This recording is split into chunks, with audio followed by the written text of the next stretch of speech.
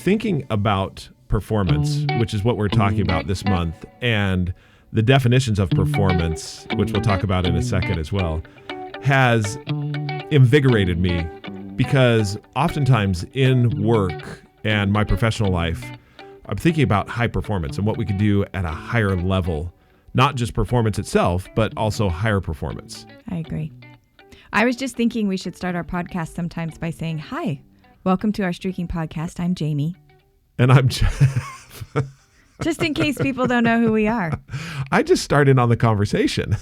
Which is great. Hi, fellow Streakers. How are you? It is good to be with you today. Welcome to our podcast. Now we can start talking. Okay, thank you. I appreciate that. Performance. As we look at performance, so what do you have as the definitions of performance? I love there? this. So this is the Merriam-Webster Dictionary.com, because I don't actually look it up in a paper dictionary anymore. Does anybody?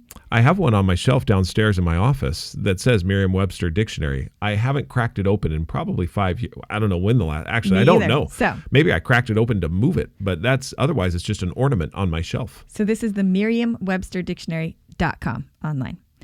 Definition of performance: the execution of an action or something accomplished, a deed or a feat.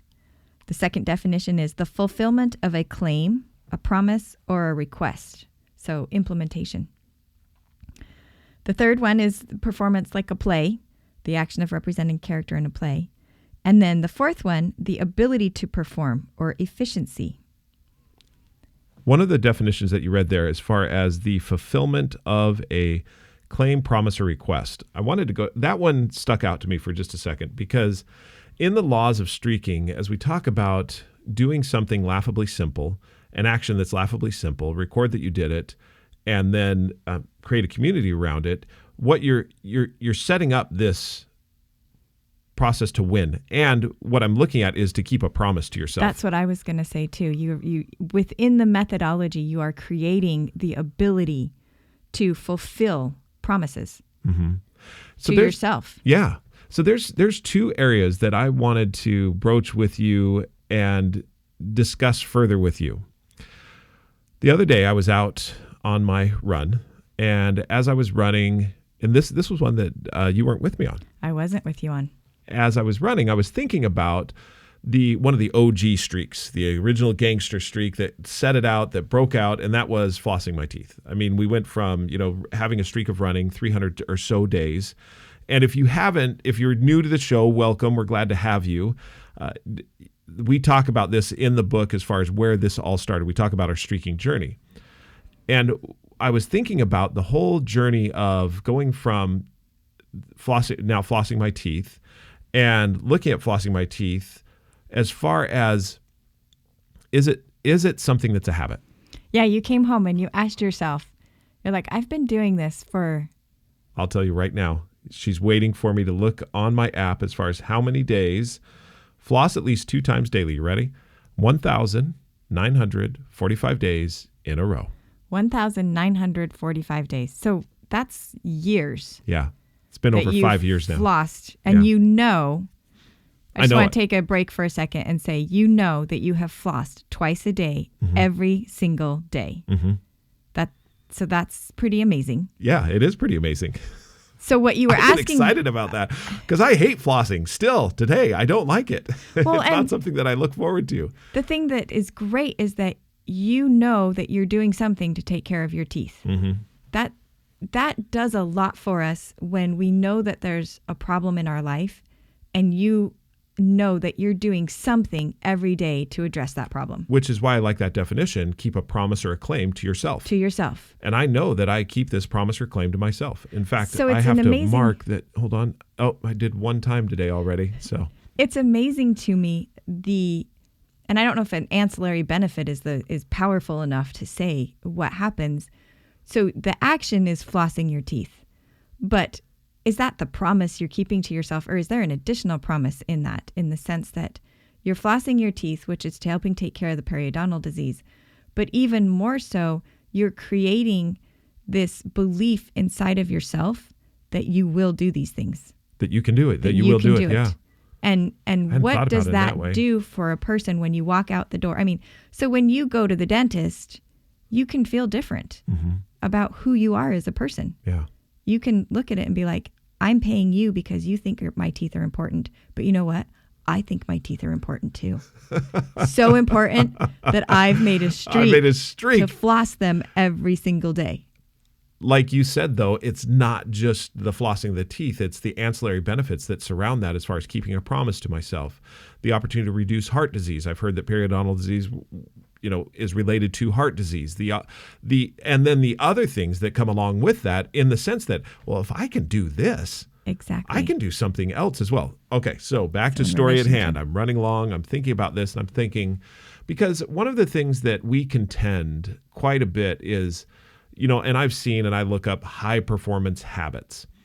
And I thought about, what does that mean, a high performance habit? Because the definition of a habit, just to be very clear on this, is two things: something you do repeatedly and something that will become automatic, or that is automatically done without a lot of thinking. That's the habit.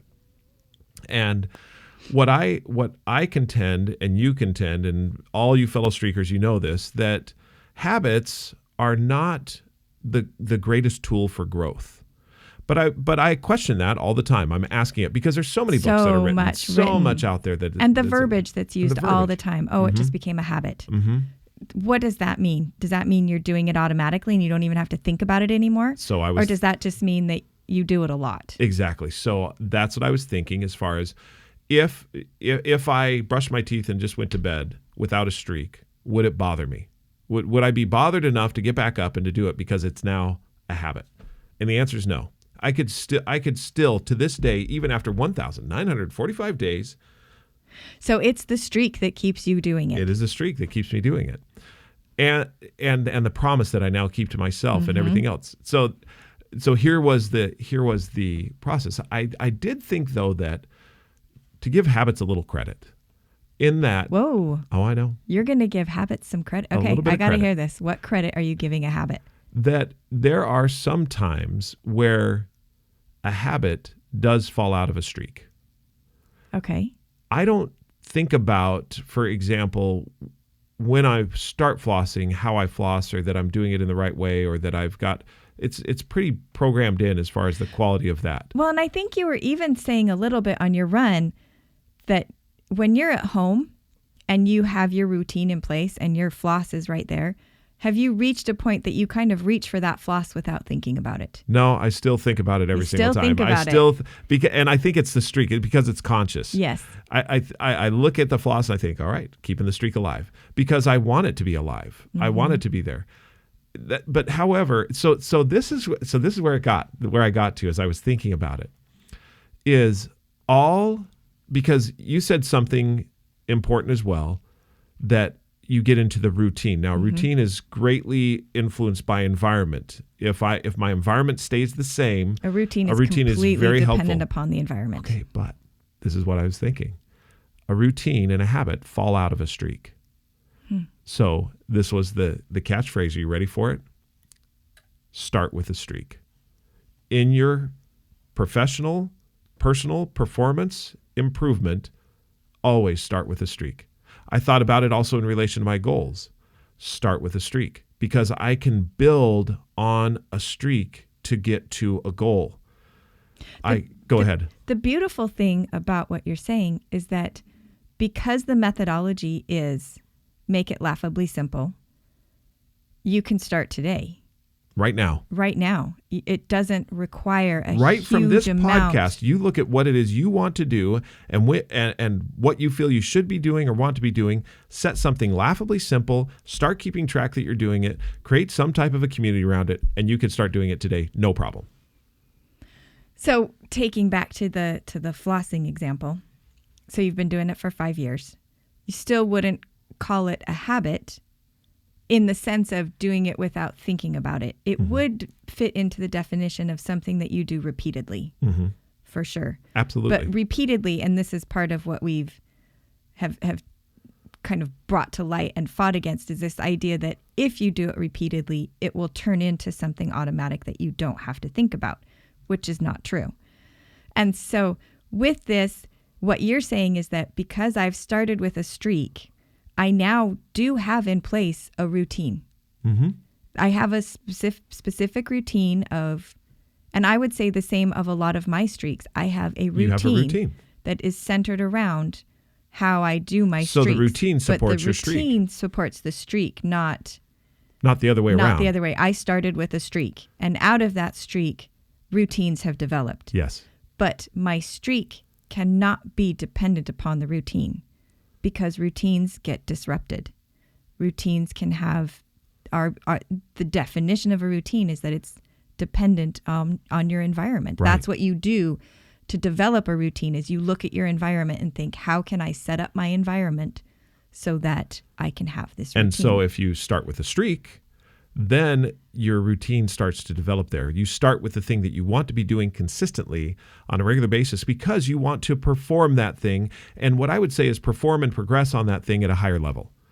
That's where you start with a streak. And this is what hit me on it just came to me because the other thing I thought about a habit, is it possible that a streak does that a habit falls out of a streak in the sense that something that you are consciously streaking on actually does become automatic? And I would say yes, that there probably are people out there who have in them this gene, this habit gene, where something does become automatic. And it may be something significant to their growth. However, what I would suggest is that that's relatively rare.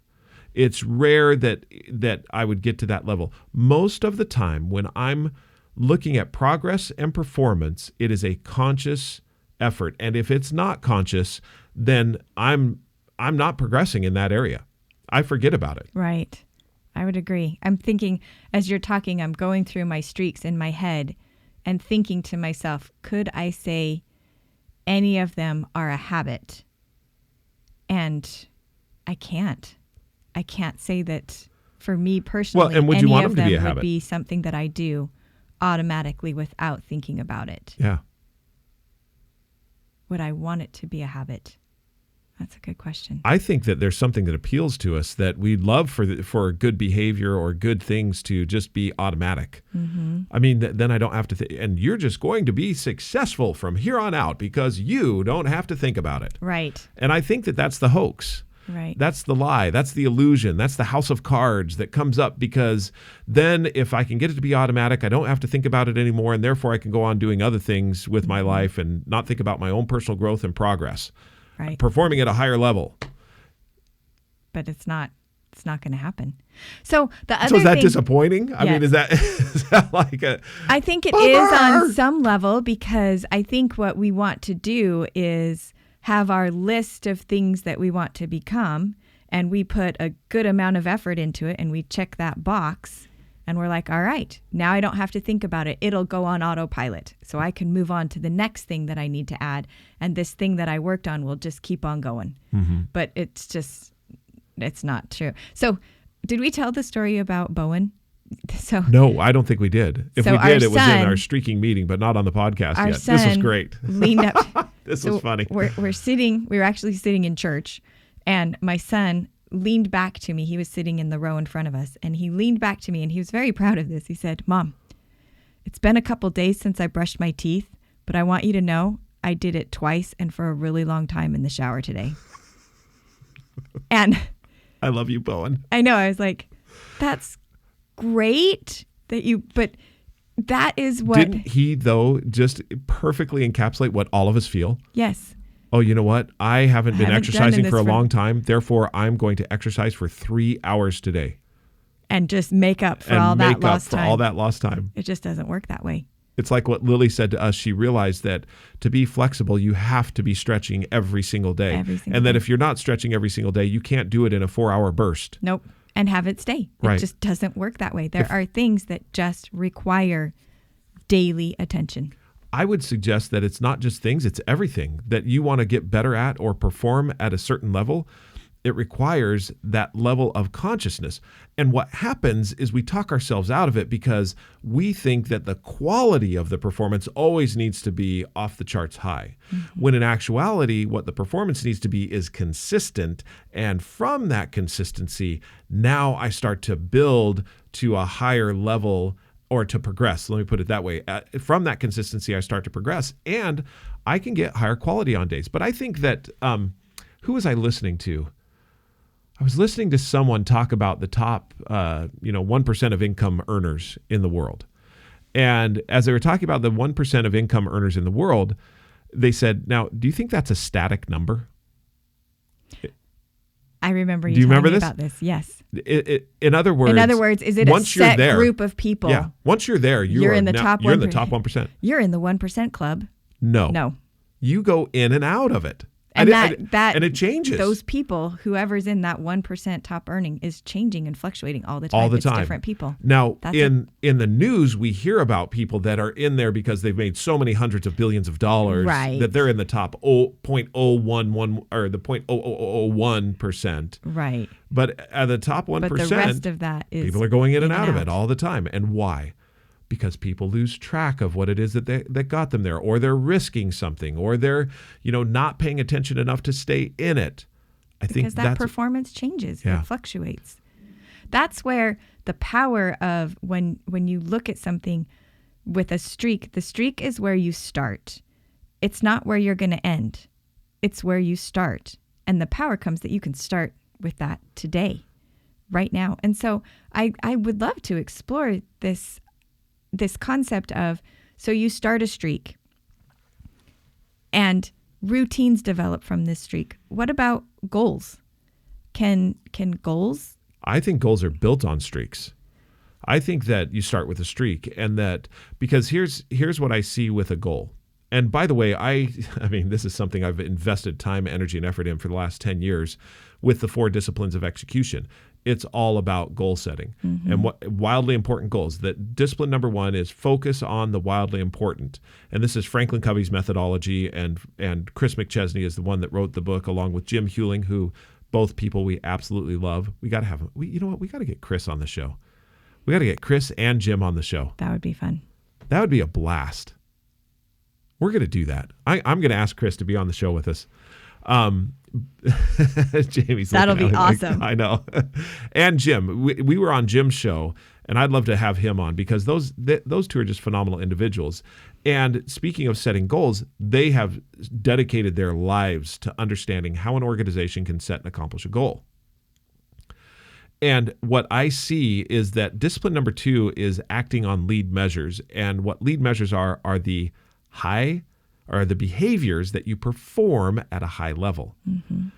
And what you're trying to do is get those behaviors in an organization to be something that sticks around. It stays there. In fact, this was one of the very early germinations of streaking, is when I was thinking about lead measures. I was thinking, how do you keep a lead measure alive? And we hadn't even come up with the verbiage yet or understood what streaking was. And I was thinking, there's got to be a way to sustain this. In fact, many organizational leaders ask, how do you sustain this behavior? How do you sustain this performance? And that's where the streak comes in. And when can a streak fall out of a goal is kind of a thing. And I don't think it does. It's deliberately you set up a streak to get the goal, because that's what lead measures are. Lead measures are the behaviors that you perform at a high level in order to get the goal. And so you build on the foundation of a streak. So start with a streak. Start with a streak. So if you have something that you've been thinking about that you wanted to set as a goal, could you start as a streak? Could you look at it and say, what's the laughably simple thing that I could do to start a streak around this and try it for 100 days before you set a goal? Is that kind of what you're thinking? Or I think even with that is one more step, which is why I want to go for that goal. What is it about that I want to do? It's easy to see that. So let's take, we're going to go out of physical activity and let's go into, like, for example, writing the book. I have a goal to write a book. Right. Okay. Why do I want to write that book? What is it that's in me that I want to write that book? Now, that can help me to move along. I want to communicate an idea. I want to be a person that communicates ideas to the universe. Right. That may be your B statement. And now to write a book, I need to be writing. And so what's the behavior? What do I need to perform at a regular basis? Well, I need to be writing. So what's my streak? My streak is write at least one sentence daily. And if I'm writing at least one sentence daily, that is the foundation, that consistent foundation on which I will build to get to my goal. To get to your goal. So I think about my streaks. We talked on the last podcast about my journal writing streak. I never set a goal to fill a journal. But because of my streaks, I have a performance. I mean, I can look at it and say, I have filled this many journals. You've been performing and at a high level. At a high level. I think about my geography streak. Now, that one, I do feel like I did have a goal. It's a little embarrassing, but I wanted to know the 50 states. Like, know them, not just... Like if I say Connecticut, you know the surrounding states. I wanted to know, yes, where it was, what surrounded it. I wanted to know that. Just have it right there. That was my goal. It's been interesting because I started with a streak, and I have reached that goal. I know the 50 states. Not only the 50 states, but what else do you know? So I've progressed to the other places, but the thing that the nations of the world, countries. I mean, you know Latin America. You know. I know Asia, Europe, South America. Tackling Africa right now. The other day you were reading something to me, and it was something in the Middle East that they had mentioned a country, and you're like, I know where that is. Yes. I mean, kind of a little smug. You had a little bit of arrogance going on about that. That is one of my streaks that I am most proud of because it's one of the streaks that I was most insecure about in life. I don't know why, but for some reason, not knowing where things not where those things was. Not knowing where things were contributed to me not feeling intelligent. And so for whatever reason, knowing where something is helps me feel intelligent. The thing that I was going to say So it does something inside of you. That's where we talked about with June Converse, what she had mentioned as far as the impervious self-worth. Yes. The impervious self, which is a bold claim, and it's true. I mean, your the way you feel about yourself. And why? Because it's this definition of performance. You are executing. You are able to implement the things that you've wanted to do, and you are keeping promises to yourself. And the power of that is significant. I'm pausing right here because, again, I've been inspired by you and inspired by what it is that we're talking about. If you would like to learn more, obviously you've got the podcast, but follow us on Instagram, Facebook, Pinterest. Also LinkedIn. You can we'd love to link up with you in LinkedIn, and you can go to our website, streakingmastery.com, or there's always emailing us. We're going to talk more about performance throughout this entire month, and I'm really excited about the topic because the next one I want to talk about is set a streak. Don't go for a peak. So there's another one that we'll talk about. Until that time, feel free, email us, Jeffrey, Jeffrey, at streakingmastery.com. Or Jamie, Jami, at streakingmastery.com. Or go to our website, www.streakingmastery.com. You can also download the app and become a friend us on Friend us on the app. That would be awesome. Yeah, it's a streaking app at Google Play or at the Apple App Store. Well, until next time, keep streaking.